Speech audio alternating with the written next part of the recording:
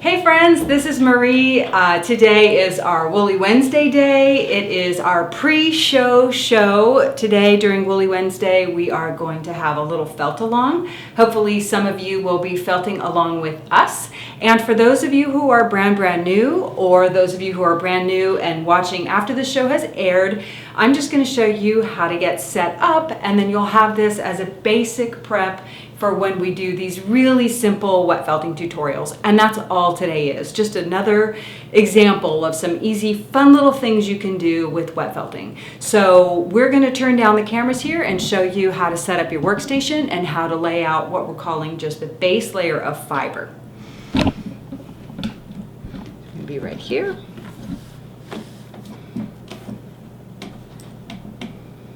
Okay, cool. So this is our little area, and if you felt with me at any time, you'll see that I do different setups depending on the size of the project.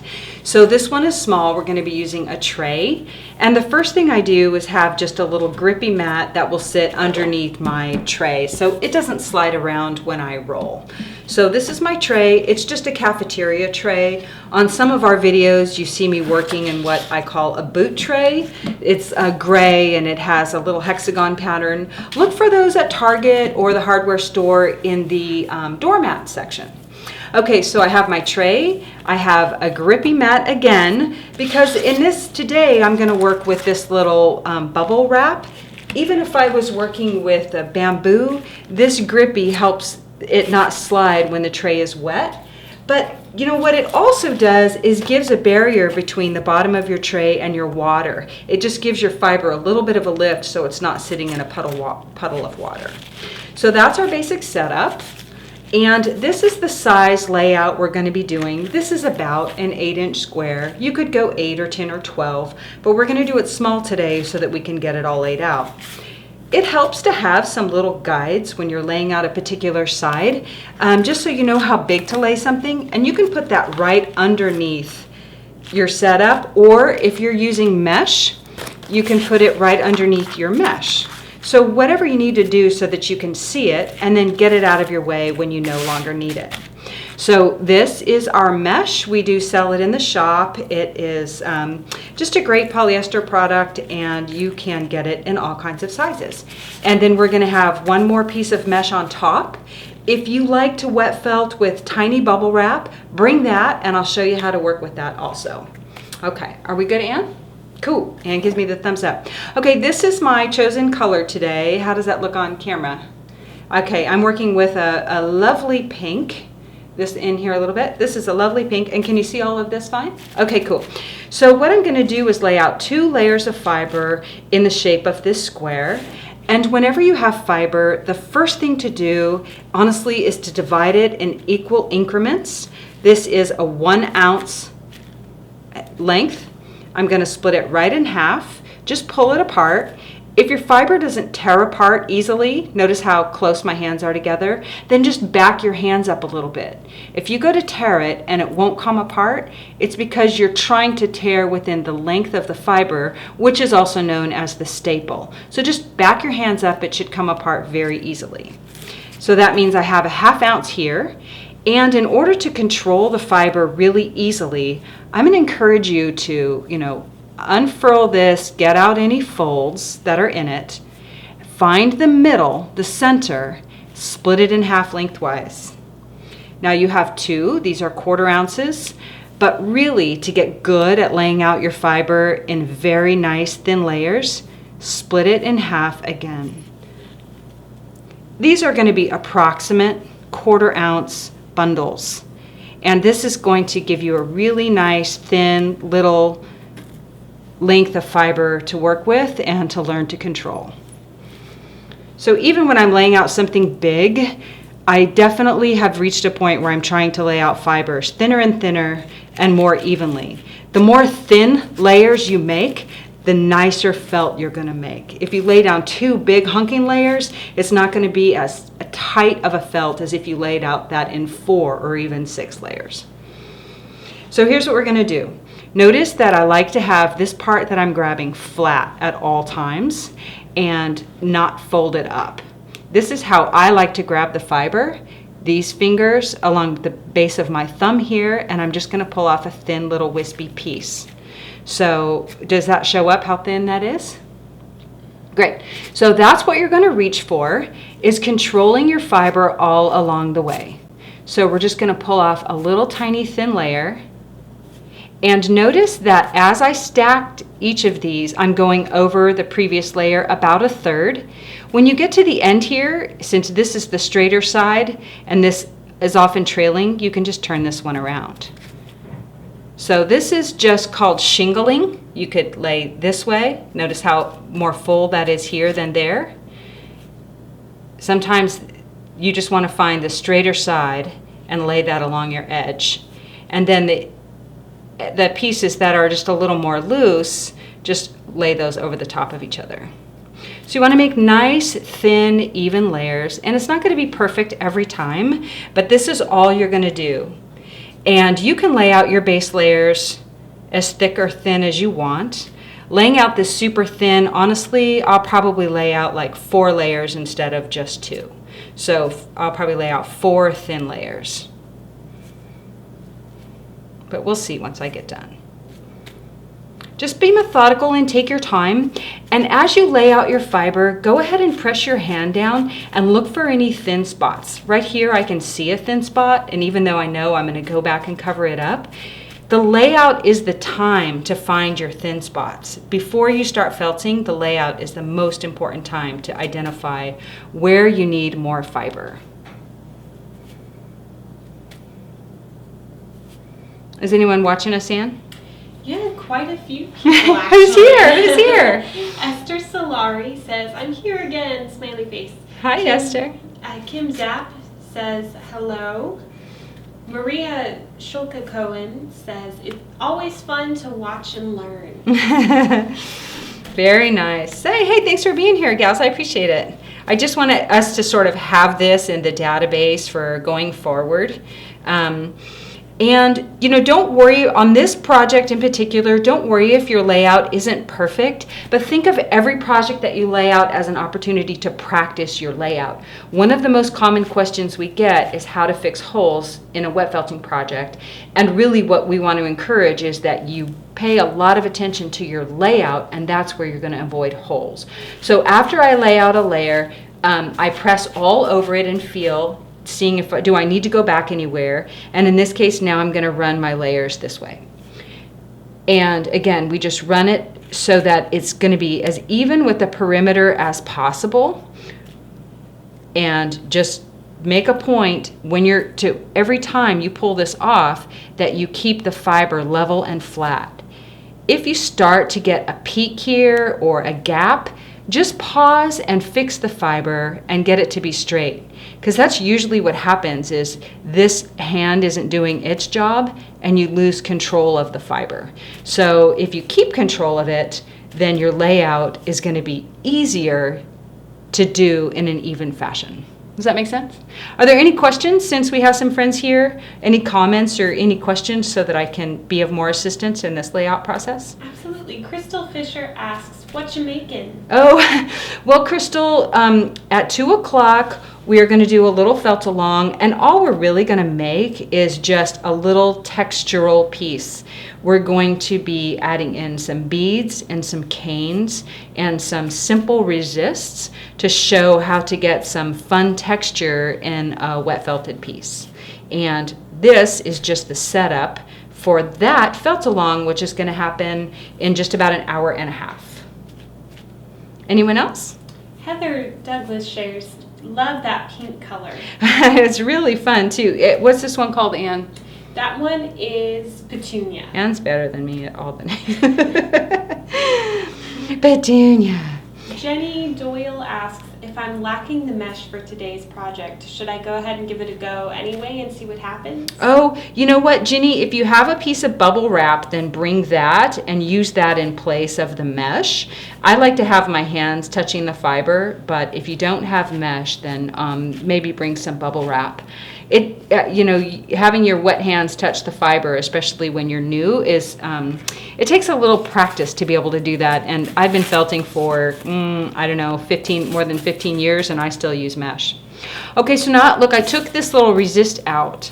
It gives a false sense of thickness. This is a very thin base. And if you're doing what's called alternating layers, that's all you do. Notice how squared up it is. You know, it's not trailing way off where our template was. And take your hand, press across your piece, and just feel if there's any bare spots. If there are, then just take a tiny pinch of fiber and fill it in. That's all you got to do to set up for felting with us this afternoon. And if you haven't gathered your supplies, here's a few more things to have. We're going to have a towel, an olive oil soap or whatever soap you like to felt with. Today I'm using a sponge, however you like to wet out your fiber, some water, and then we're just bringing some basic elements. I have some prefelts here, some little nice silk fabrics, some tussa silk, the beads that we made before, a little cane, and then just bring some little cutouts of resist or plastic, and then I have saran wrap. Oh, hiding under my you're gonna need the tiniest amount of saran wrap, so bring that, and also consider bringing maybe just one alternate color for your fiber. And that's all you need to get set up for today, so hopefully you'll join us later for our felt along. Thanks for being here, guys.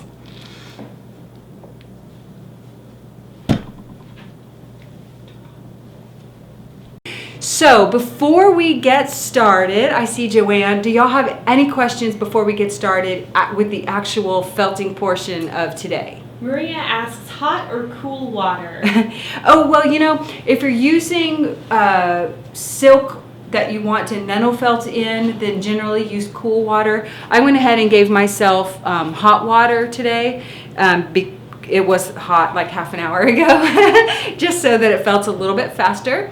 I am felting with Merino top today. We showed that layout in the pre-show setup. You can work with batting. You could work with MC1 batting or Merino batting. Either one is great.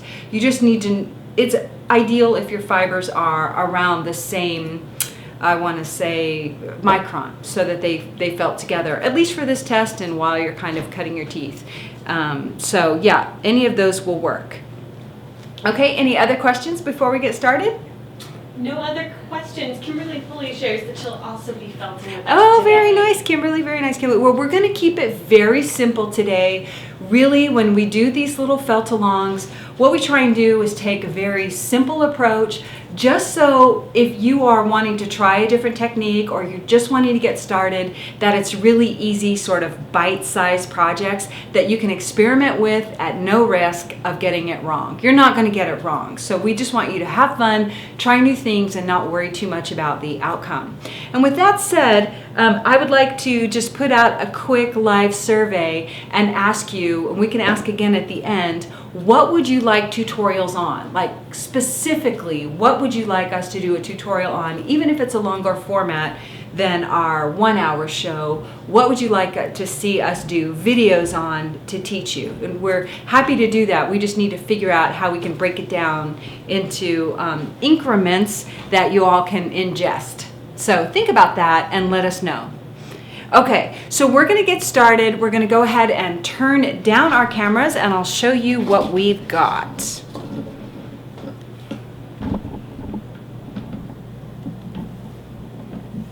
Robin Barrett says a purse. Is that a wet felted purse, Robin? Wendy Taylor says any kind of needle felting. Kimberly says 3D shaping. And since I know that, Kimberly, you're experienced, I would love any clarification on that. Joanne Straticos says a nanofelt scarf, and I do have the very detailed nanofelt scarf, but maybe we could look at just doing a plain one. Cindy Parker wants armatures. Lois says wet felting a vessel, and Lois, my question to you is, have you seen our free wet felting a vessel tutorial? It's plain, but again, it's just a starter. Okay, so I'll pause there and thank you so much for your input and feedback. We'll watch. You can post those tutorials that you would like to see at any time during this broadcast, and we will do our best to capture them all. Anne is queuing us up here on our cameras, and so let me just tell you what we have. If you missed the pre-show, I'll walk you through my setup and then explain my little wool layout here. We good to go? go. And it says, okay, so underneath my tray, I have just a little grippy mat, and this keeps my tray from sliding around. On my tray, I have a grippy mat, and that just gives me a surface I can felt on so that my bubble wrap doesn't slide around. And it also just lifts my project a little bit up out of the water, which can be really helpful. This is mesh. I like to have my project sandwiched in mesh so that it's really easy to turn. And if you watched during the pre-show, you saw me lay out this base layer. What you're looking at here is my design plan, and often I'll do that. I'll lay out a basic design plan before I actually felt, and then take a picture of it so that I know what at least I thought I wanted to do, even if that changes after I get started. So I'll walk you through this in a second, and here are the other things we have. I have mesh for the top and the bottom. I have a little cloth that I like to roll in. I don't think I'm going to actually roll this piece at all. We'll probably hand felt it 100% of the way, but just in case I decide to roll it, I have this little cloth. And if you haven't seen me use a rolling cloth before, you can watch back to any wet felting video we've done. These are the fibers I have. This is just 19 micron merino top, a couple of like little silk scarves. I brought along some Prefelt. Some Sari silk waist is the green here, and then some beads. Hopefully I was on camera and showed all those.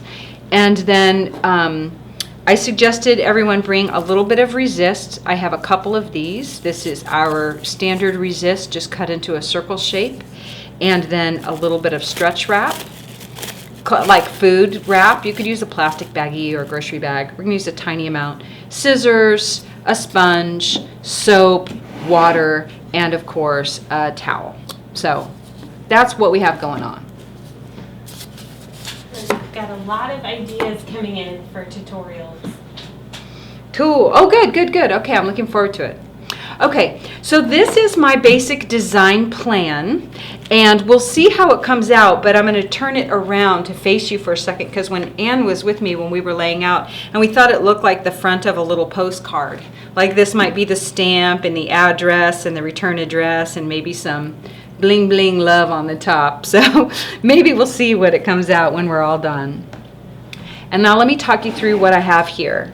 We have 2 layers of fine merino top, and that's all I laid out for today. I want to make it fast and easy to felt. Underneath here, this is Prefelt cut into the shape of a heart. I'm going to set that aside. This is Prefelt, just cut into the shape of a little window. And we kind of made this up as we were going along. This is a little piece of Uzbek silk gauze, just white. And this is a little piece of resist. So what we're going to do is lay this down. We're going to cover it with the silk fabric, and what will happen is the silk fabric will bind to the fiber, but it will not bind to this resist, and that's just going to create a little bubble. Now we could just cover this with the same pink or any color that you want, but when I realized it looked like a postage stamp, we decided to go with a little bit of Prefelt and just play with that idea. So you want to, it's really nice when your silk is going to be really obvious on your fiber below to go ahead and cover the edges of the silk. Sometimes I'll cut a square piece of silk and then cover it in a really odd shape like you can see on any of my videos. So just play with that and have fun. The most important thing is that you have a fabric that will bind easily with the fiber, so it should have a nice open weave. And if you're not sure, make a test sample just about that big and make sure that it will bind. So let me see here. I've made test samples this small. This is a test sample of this fabric here, just to make sure it would bind with merino. And even smaller, like these pieces, are smaller test samples. So when I say make a test sample, just make a little piece and see how you like the interaction of the fabric with the fiber and also the fabric with the color that you chose. So just be willing to make little samples, and that's what today is too, just a fun sample. Any questions before I go on? Nope, Robin Barrett shares pretty colors. No fun. Yeah, I was telling Anne these colors were on the cover of a book on my desk, and I just decided to go with it. It was a dyeing book. These are little canes that we made before, and if you haven't seen our wet felting canes video, there is a simple one. In the inside, see this gray? This is actually gray merino top, and then I wrapped, I think, Prefelt around so that it was a real nice even layer. Nice. Yeah, really fun, really fun. So two little layers of this.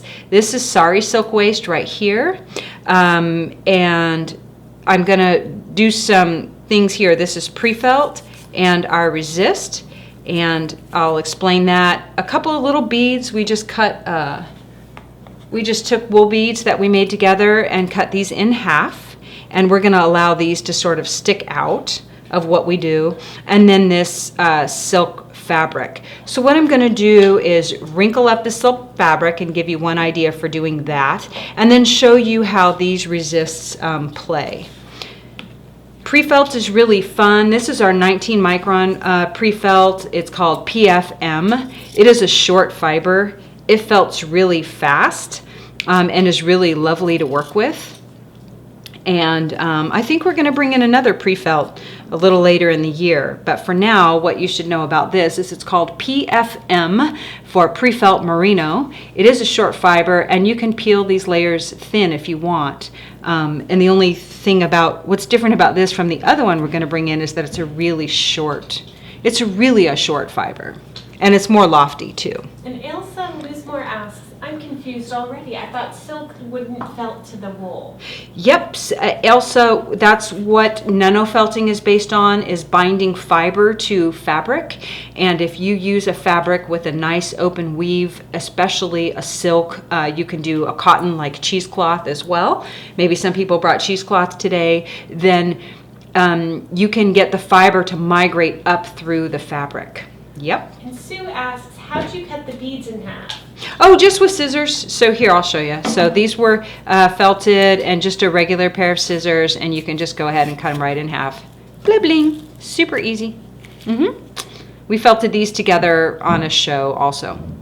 Yeah, it's kind of fun to see all those textures in there. And so you can mix up colors, like this one we mixed in a color. I'm not going to use that side, but it's still fun. Any other questions before we move on?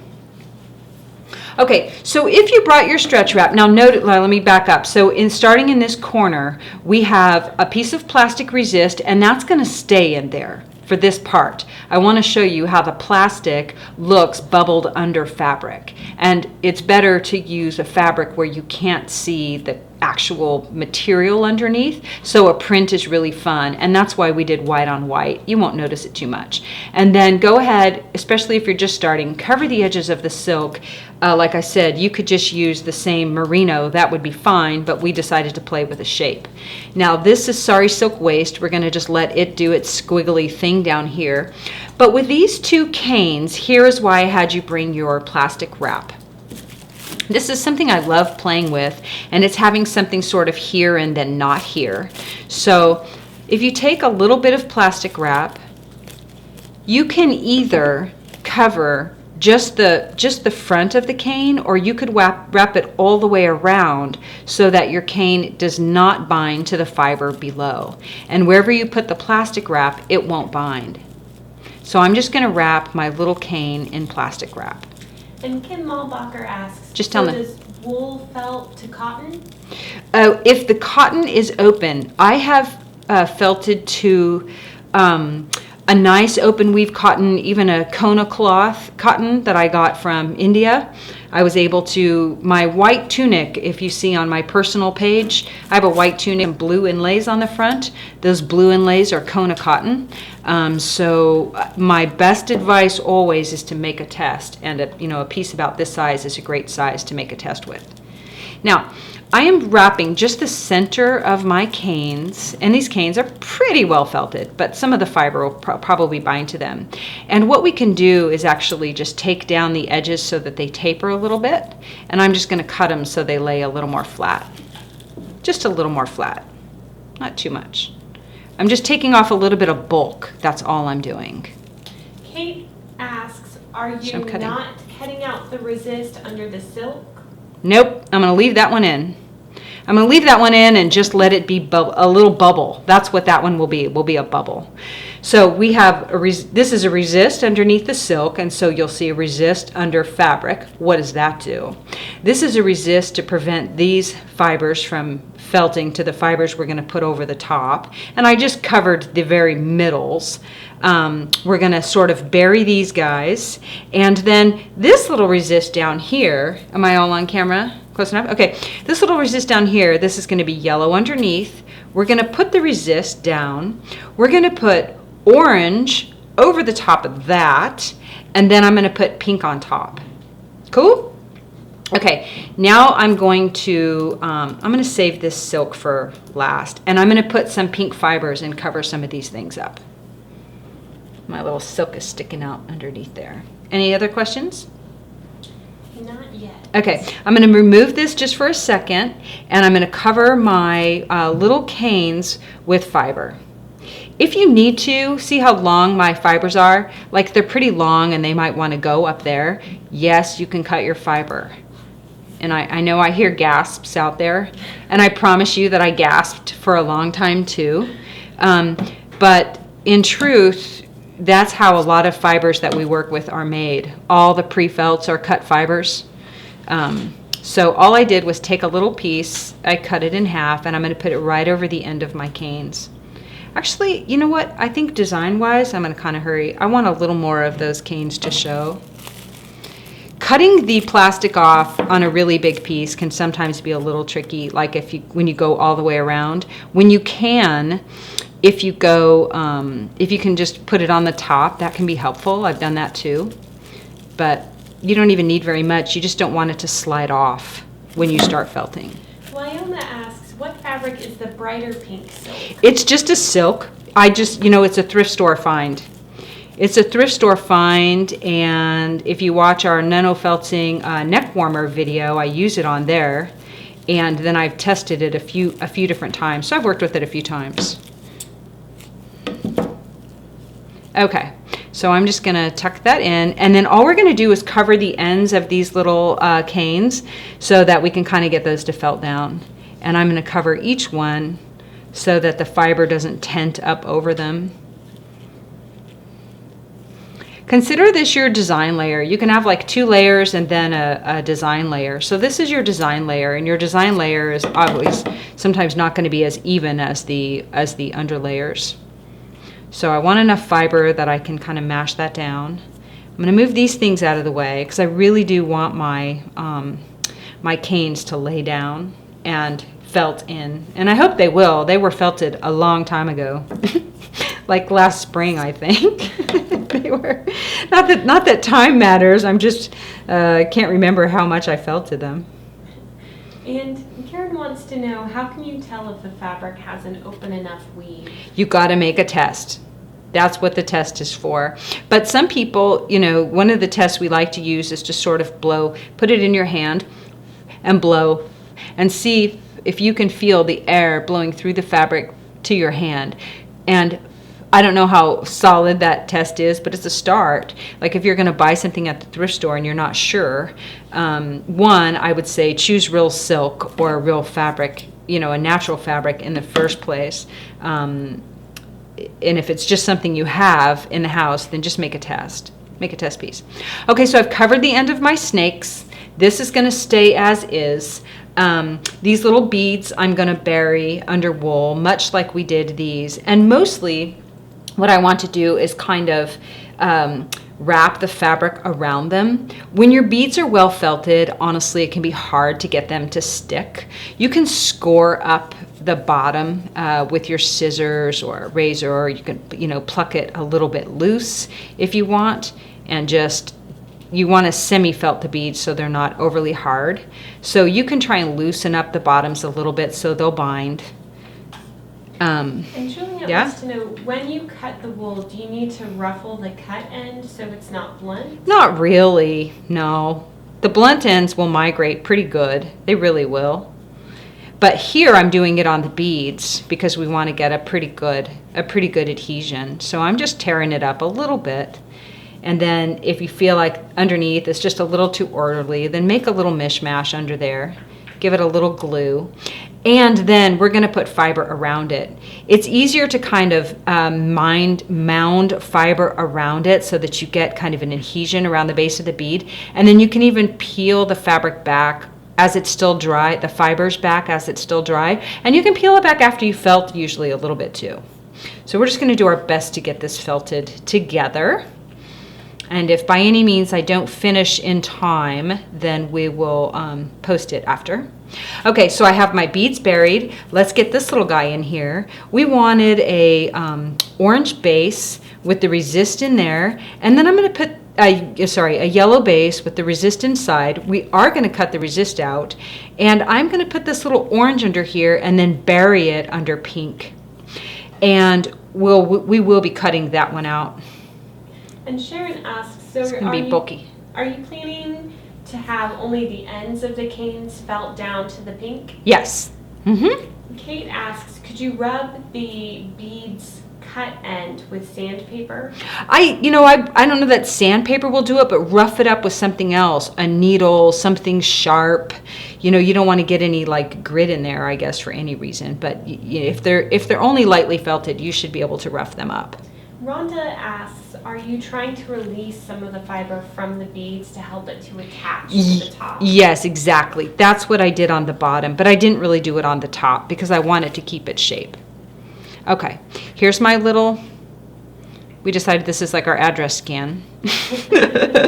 Here's my heart, sent with love. Okay, and then let's get our little silky in here. Now, silk is fun to kind of, I got a little something in there. Silk is fun to kind of ruche up a little bit, and this fiber is all lofty and loose, so what you can do is wet this whole thing first and then get this on and manipulate it. So let's do that. And Sharon asks, will all silk felt? It seems like some silk might be too tightly woven. Correct. So that's why we say you want it to have a nice open weave. So some things you're going to have a little more difficulty with.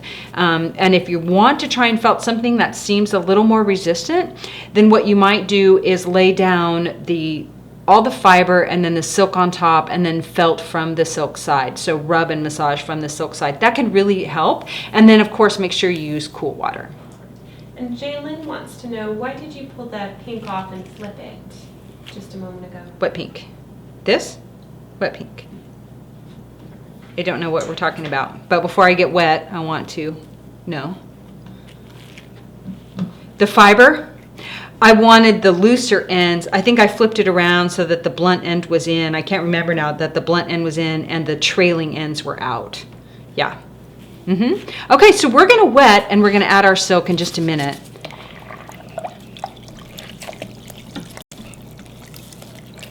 All right, so we're going to wet, and one of the ways I like to wet out with is a sponge.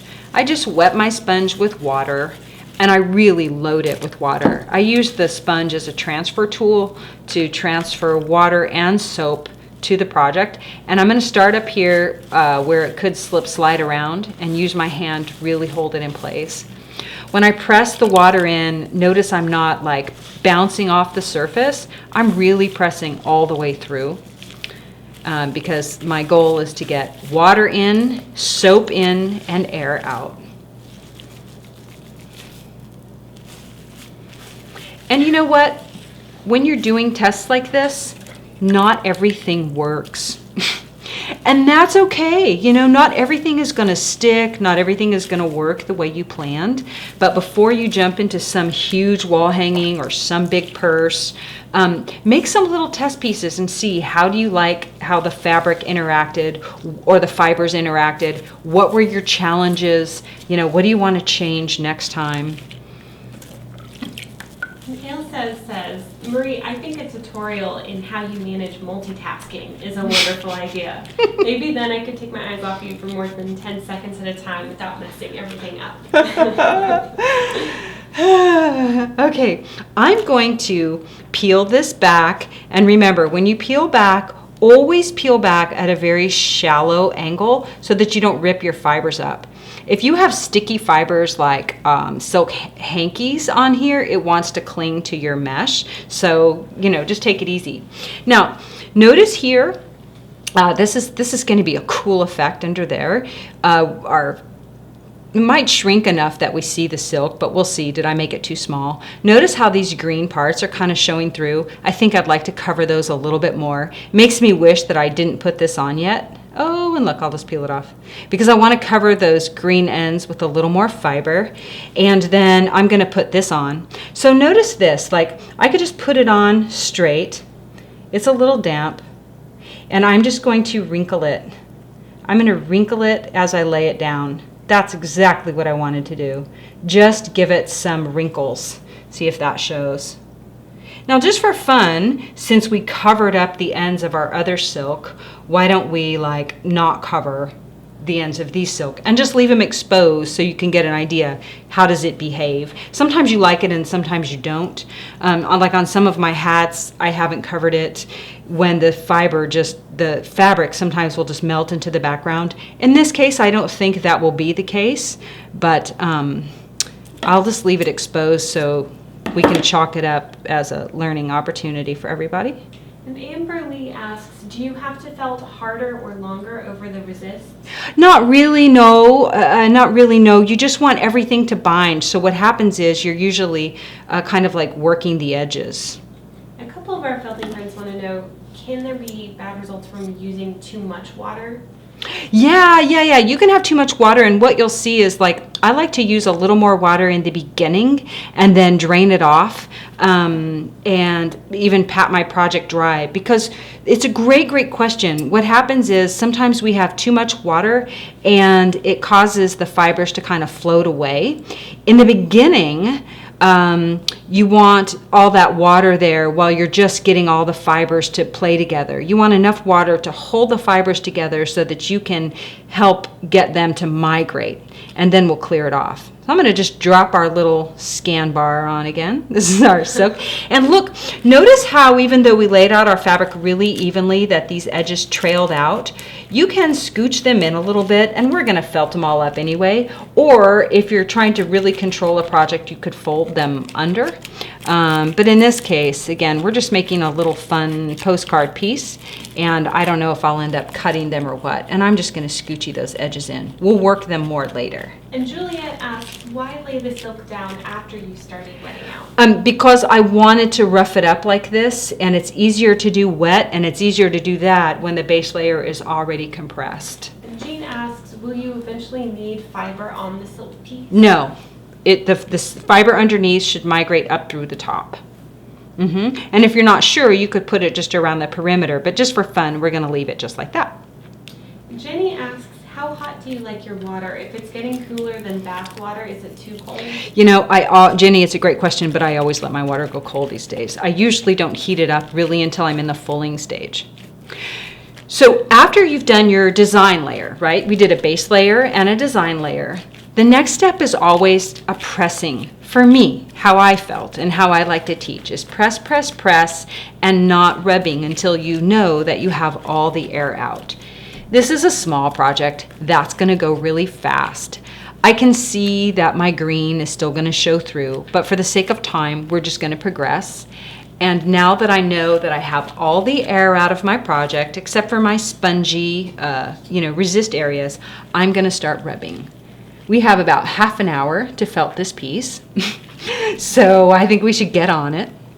Kim asks, can you cut the edges after? Yeah, you can do whatever you want. Absolutely.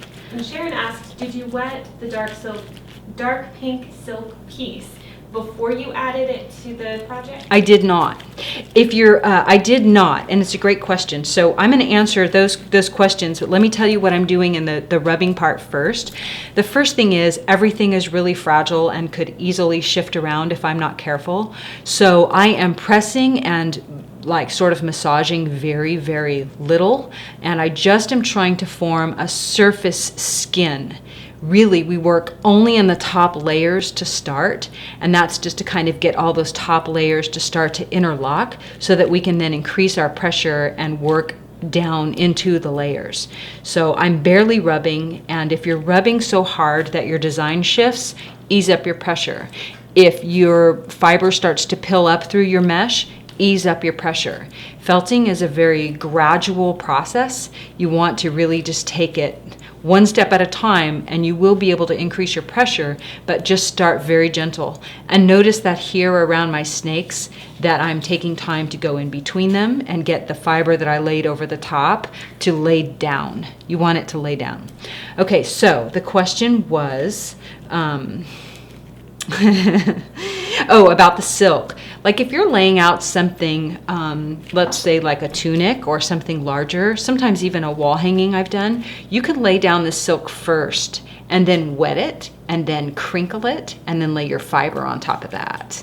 And then it will hold that crinkle. Yep. Sometimes you do it in reverse so that you can have those effects. Nice. Amberly asks, can you add more wool after you've started to felt? Yeah, like right now we definitely could. Like if I'm gonna just rub across the whole thing. It's sort of my way to kind of rub across the whole thing.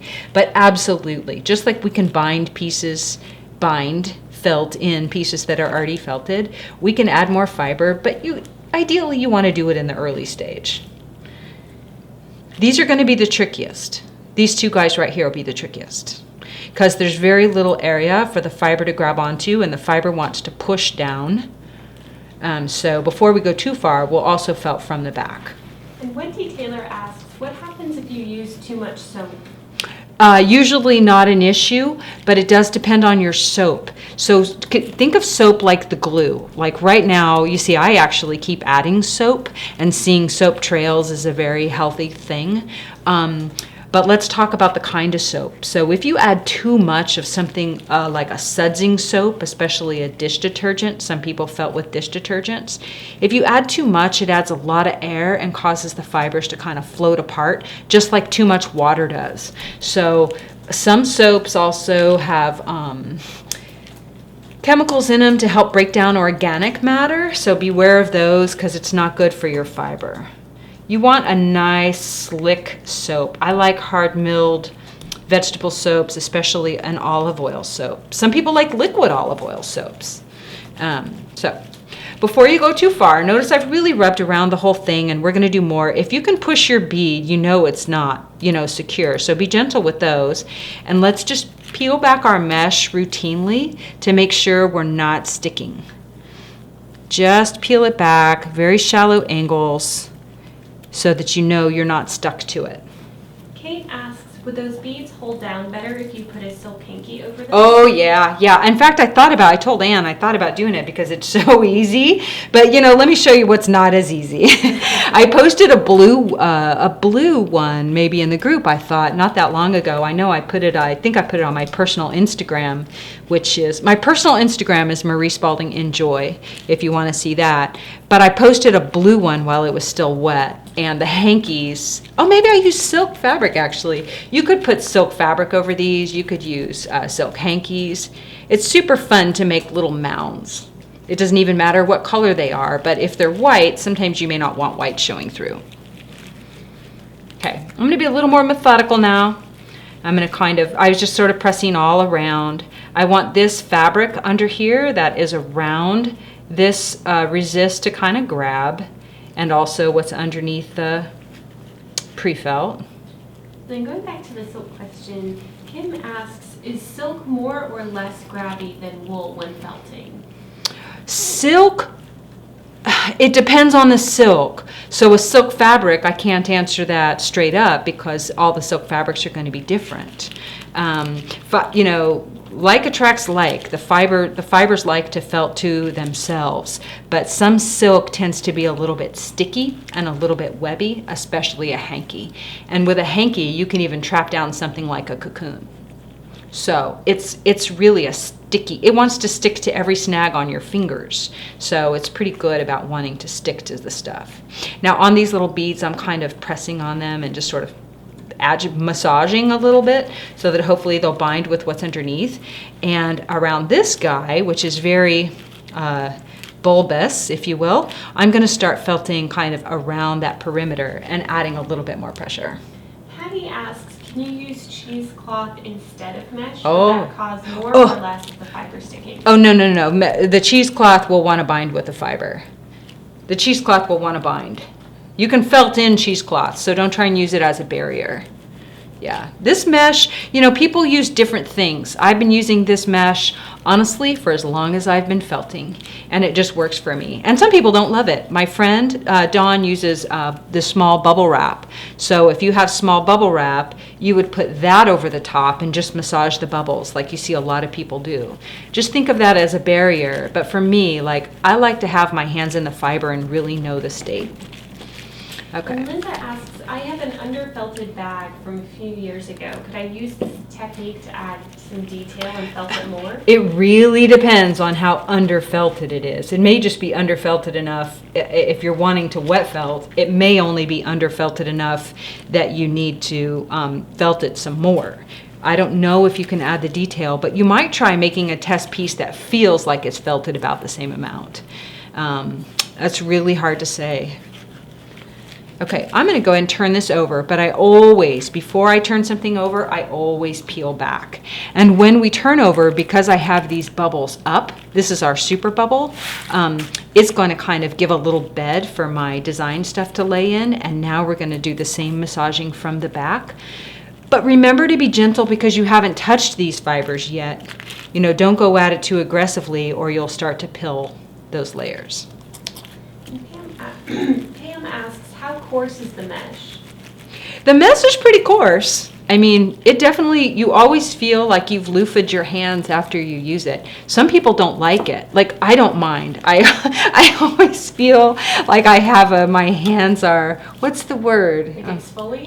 Yes. I always feel like my hands are exfoliated after I felt. The soap is, gentle, and the mesh, definitely smooths out your skin. Some people don't like it, and that's why they use bubble wrap. There's also some other people use much finer fabric, but I just like this. It doesn't stick for me. It doesn't stick. So. And Amberly asks, does Angelina wet felt well?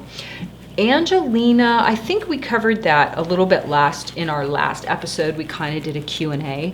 And Angelina itself does not felt. You really need to bind it with fiber. And let me point out here, I'm rubbing against the back of those two beads here. So you want to kind of give all of those things, something like that, and these little snakes attention where you want it to felt. So no, the Angelina doesn't felt well. You really want to work it into your fiber first. Otherwise, it tends to want to stick up and look really hairy. So let me see if I can grab something for you. I'll try and pull something. I know, we have some samples on the table, don't we, Ann? Ann's going to grab a couple of samples so you can see. It's really a straight, there are crimped Angelinas too, but it really is a straight polyester. And that is what it is. It's polyester. And it doesn't felt, so it's better to either card it into your fiber or really trap it down with fiber. And I'm going to drain off some water here. Oh, thank you, Ann. Okay, so here's some quick examples.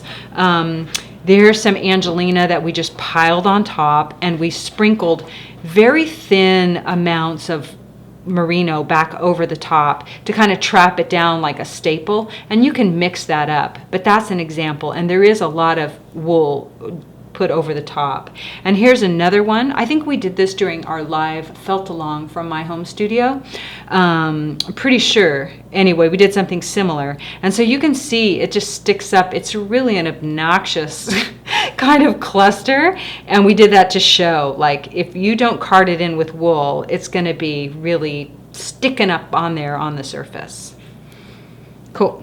Okay, I'm going to drain a little bit of water off my project, and you can just drain it right back into your bucket. And after you've worked both sides, it's kind of a good time to do that, and just get a little less distance between your fibers. At first it helps, and then it kind of holds your fibers apart. So press, press, press. And hey, look, if you like using a palm washboard, and I'll just demonstrate that for whoever might like that. If you like using a palm washboard, the back would be a good opportunity to do it. This is kind of it's a big one, but you just, to use a palm washboard, you just kind of rub over the surface. And you do want to be gentle. You don't want to be too aggressive at first, but you can just use a palm washboard right over the top. I'm not going to use it on the other side at this point because I don't want to shift any of my designs around. I'll just use it to help me on the back. Just kind of like that. I don't need it. I'm not going to use it for this one, but I wanted to show you. Any questions right now, Anne? Let's see, Kimberly Police shares love the washboard. Yeah. Yeah, how about some hearts? How many people out there have the palm washboard? Okay, this is looking good, and I'm going to flip this over. Penny shares, it looks beautiful. I have trouble with my designs migrating. Oh, it's a good thing to test. It's a good thing to test how you like those fibers migrating together, for sure.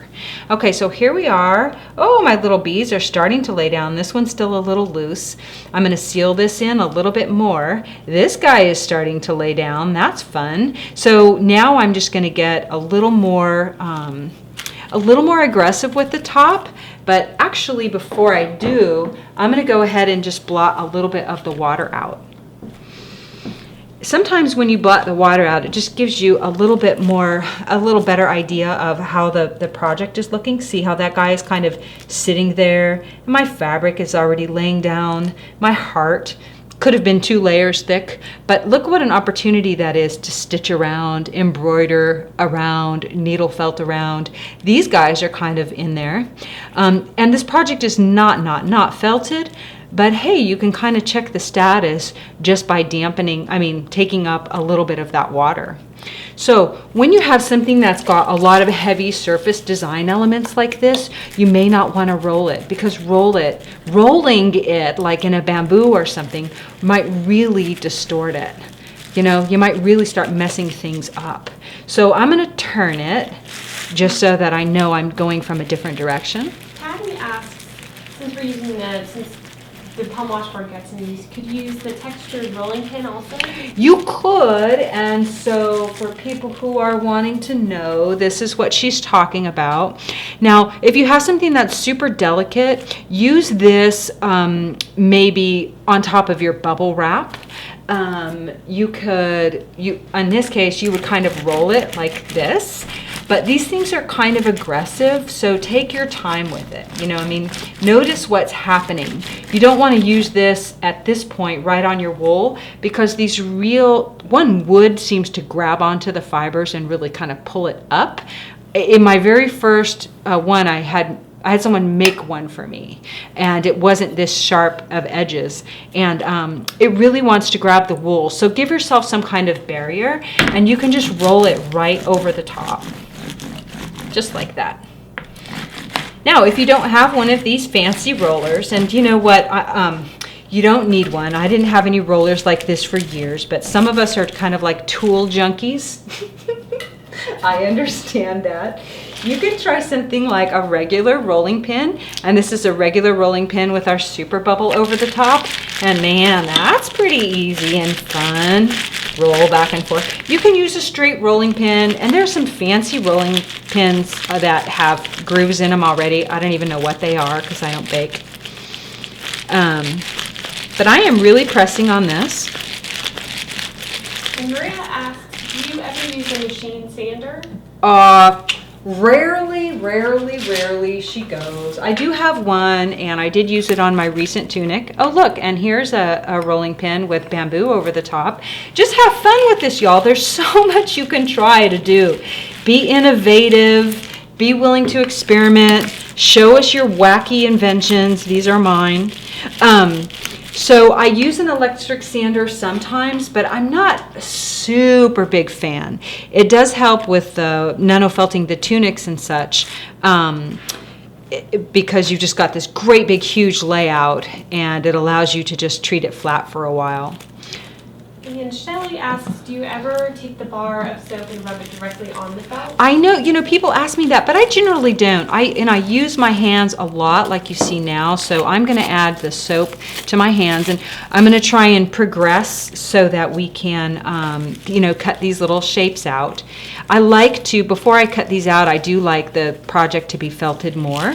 Notice these edges, these edges, you can see them all clearly, but we didn't have to trap that down. This guy is doing well. And I'll tell you truthfully, we could wet felt this whole piece a bunch more, but let me massage it some more so that we can cut out at least this resist and our little snakies here and show you what we got. I'm really pressing now. If I was gonna roll, now would be the time to do it. And so maybe for those who don't know what I mean, we'll just go ahead and do a couple of rolls.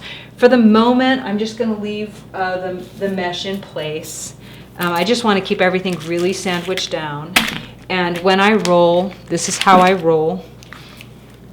You want your bamboo to be, whatever you're using, to be really round and not flat. You don't want any bubbles in your project, and then you can just, a small project like this, you can just rock and roll, just like this. And Kim asks, would you worry about the rolling pin flattening the beads? Oh yeah, it's going to flatten the beads. That's why I didn't really, that's why I wouldn't normally do it, but I just wanted to show you guys because she asked about the roller, and also you're going to want to really go around. You want to really go around each one. The beads, it's also going to depend on how hard they were in the first place. Like these are just little mounds, and if I stick my finger in there, you can see that they're still raised, and I didn't really flatten them all that much. But I wasn't going for like a full hat, a full big dome. I just wanted little mounds. Once your project gets going, you should be able to felt it with your bare hands. If your fiber is pilling or roughing up under your fingers, then don't. It just means that it's not quite ready for that. This is called palming, when you felt between two hands. And I'll tell you that this piece, I'm going to squeeze some water out. This piece can absolutely be felted more, absolutely. But we just have a few minutes left, and so what I'm going to do is cut out the snakes. And then I'm going to cut out this little corner over here. Any questions, Anne, before we get to our cutting ceremony? Wendy Taylor asks, how wet is too wet for a project? I used to felt a lot more wet than I do now. Let it be wet in the beginning, and then if it just feels slimy and mushy and sloggy, blot out some water. You just want, the water is only there to help bring the fibers closer together while you're migrating them together, to help with the soap too. And then once you get them more flat and they start to migrate together, you can let some of that water go. It doesn't need to be super sloggy. Okay, so notice we've worked all around wherever we have our little resists. Our beads are looking pretty good. I will tell you though that the first rinse is always the most telling. So if you think your beads are in there and you rinse and they're not, then go back, wet and soap it. You could even really heat it up at this stage and really work it a little more hot. But I think we're going to cut because we just have just enough time. I don't have little scissors in here, so bear with me. This is the easy part, so we'll take this plastic out first. Sometimes it'll just come right out depending on how trapped it is around there. Just be mindful. I really wrapped it around. I've lost plastic a couple of times because it wasn't wrapped all the way around, and other times I wished I had just had it on the top. So there. That's kind of fun. You could stick something under there, some kind of weave something under there, or lots of ways you could go. Questions, Anne? A couple. Wyoma asks, will the soap be rinsed out? Oh yeah, we'll rinse out the soap. What I'm going to do is felt it more now that we've gotten to this stage, but rinse out the soap. put it in a little pan or a bowl after you've rinsed out all the soap with water and vinegar, and just let it sit in there for at least 15 minutes so that then you get all of it out. But after your first rinse, if it seems not felted all the way, then by all means go back and felt it again. If you don't have time that same day, well then go back the next day. You can let it dry out in between and then go back and felt it some more. And really, I encourage you to make some little fun test pieces like this. So I don't have little scissors. I'm going to do my absolute best with this little corner right here to cut out a little circle. So always start small, right? Can you find a pair? Yeah, do you have a tiny pair? Okay, Anne's going to go get me a little pair of the small purple ones. She might know. Anne knows where everything is.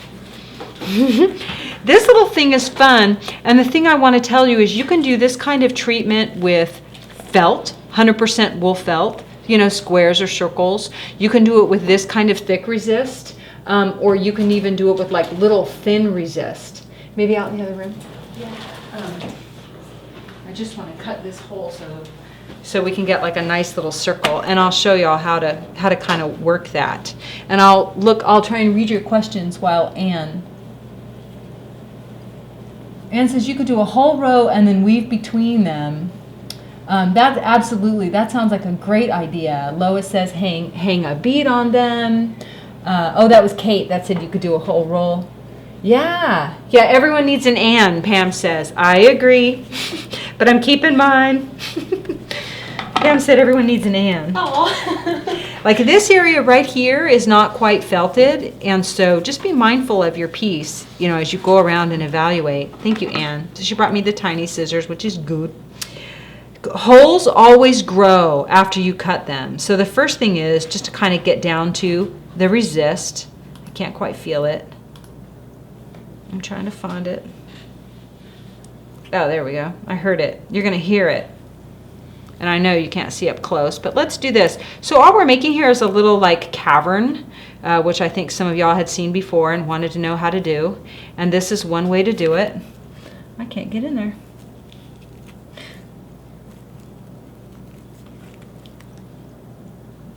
I piled a lot on top, and you're going to see why. I put that orange pre-felt underneath the pink. Any questions, Anne? While waiting for the big reveal. Donna asks, can I use pre-felt as a base for flowers and then add fiber on top of that? Oh yeah, pre-felt is just such a great base. You can use pre-felt and you can add silk. I mean, there's just so much you can do with that. Okay, I'm just kind of cutting in a circle. Your hole's going to be chunky at first, whatever you cut out.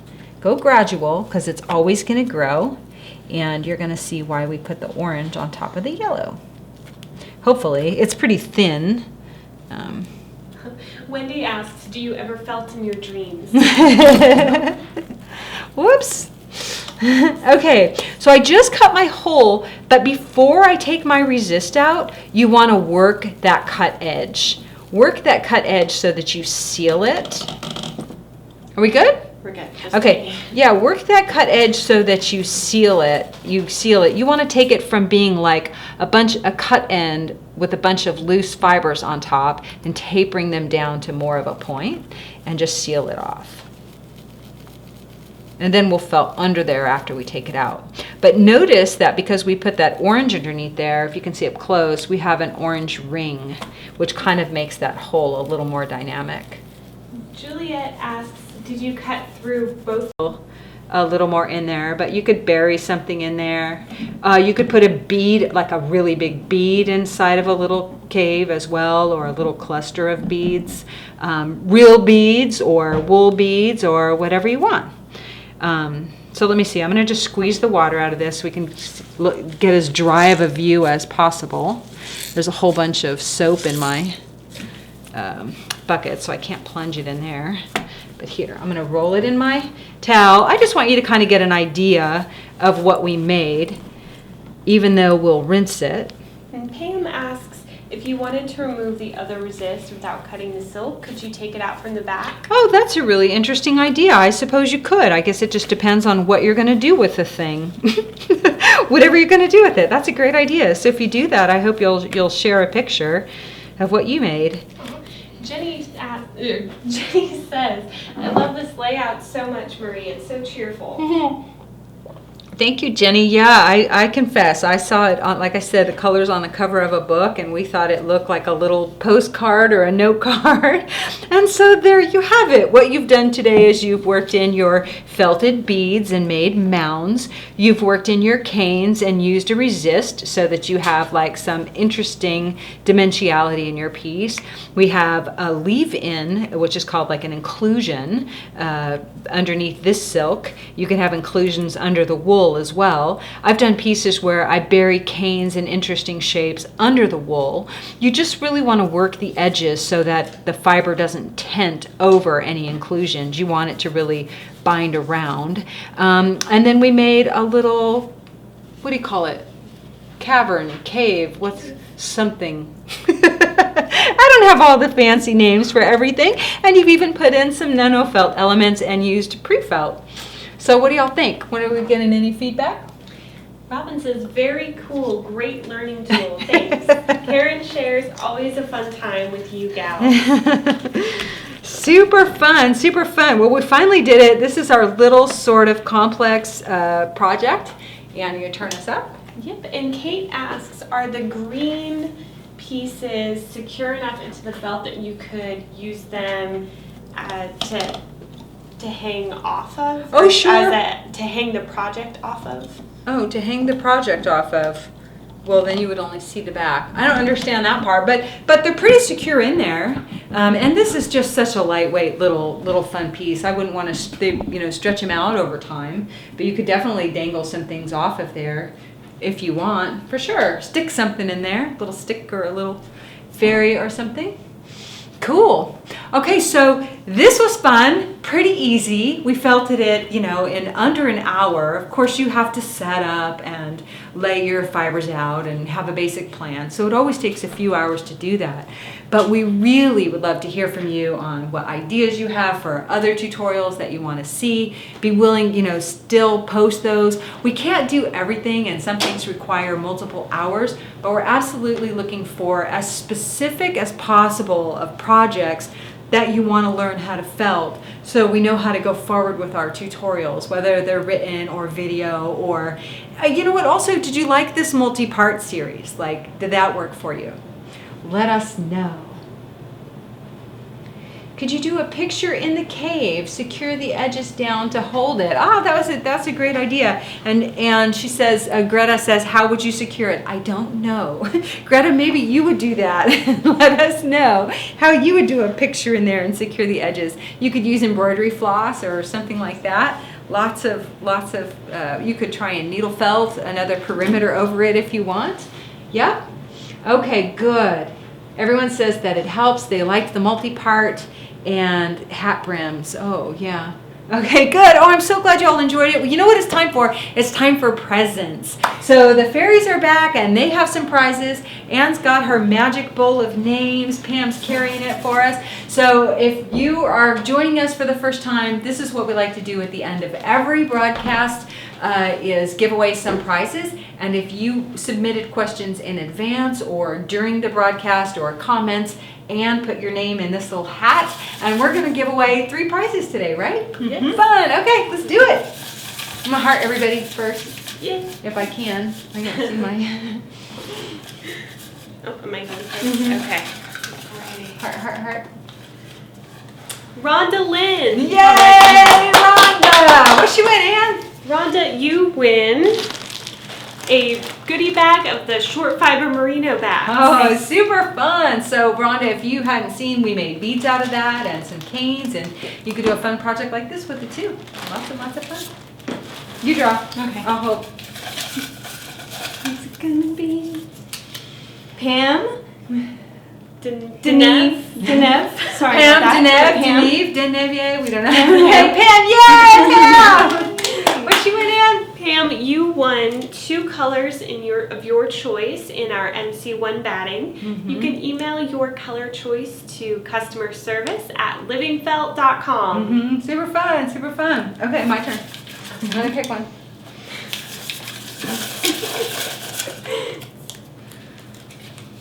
Dawn Selfridge! Yay!